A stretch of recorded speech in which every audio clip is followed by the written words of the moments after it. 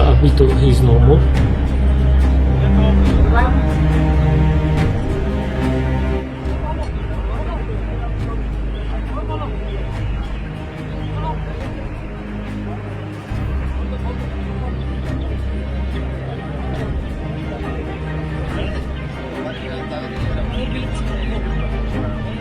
Hospital shift किया गया, लेकिन यहाँ हमने ईसीजी निकाल के देखी तो वो सर्वाइव नहीं कर पाया।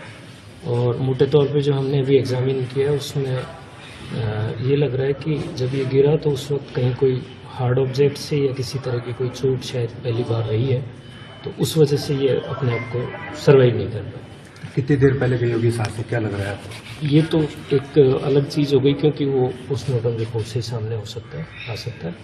पर ये पहली बात तो चोट ही लगी है इसको गिरते वक्त, और दूसरी साथ में क्या है कि फिर खान पान की कमी रही, इतना लंबा टाइम निकला तो, और साथ में थोड़ा सा वहाँ का अंदर का एनवायरनमेंट भी इसको हिट किया होगा उसकी। बॉडी पे कुछ स्क्रैचेज वगैरह किस तरह के हैं?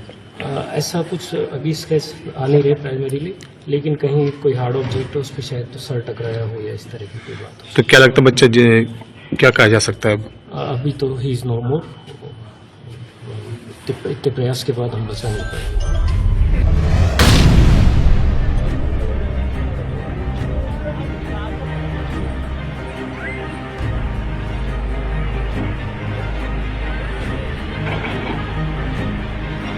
हाँ ये सही है, ये टॉप है।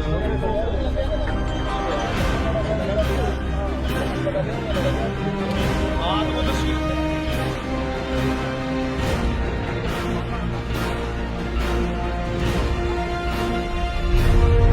हाँ ये सही है, ये टॉप है।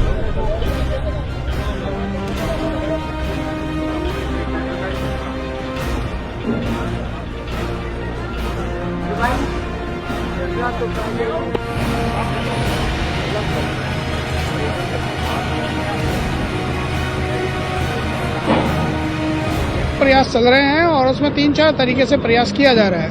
एक जो तरीका है कि साइड में एक टनल खोदी जाए, उसका कार्य 4 बजे से चालू है, लेकिन चूंकि 150 फीट की गहराई पे है तो इसमें समय काफी लग रहा है। दूसरी तरफ जो एनडीआरएफ की टीम ने इसमें उपकरण डाले हैं और उपकरण डाल करके और उसको बच्चे को खींचने का प्रयास जारी है। इसके पहले चूंकि बच्चा एक बोगी पे अटका हुआ है, जो स्थानीय भाषा में जो ये बोगी कहते हैं, और वो मोटर को खींचने के लिए वो एक उपकरण होता है, वो टूट गया था रस्सा उसका और वो डायगनली उसमें फंसी हुई है।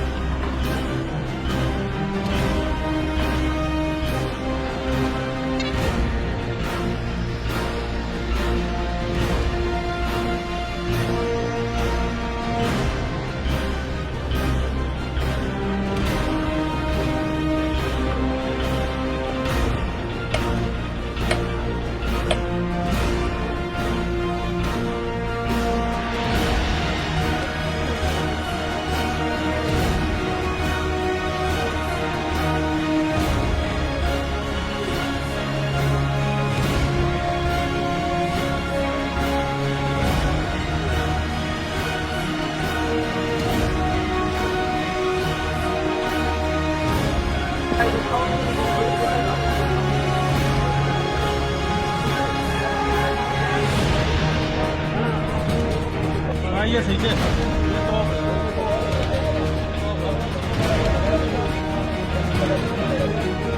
हाँ तो वो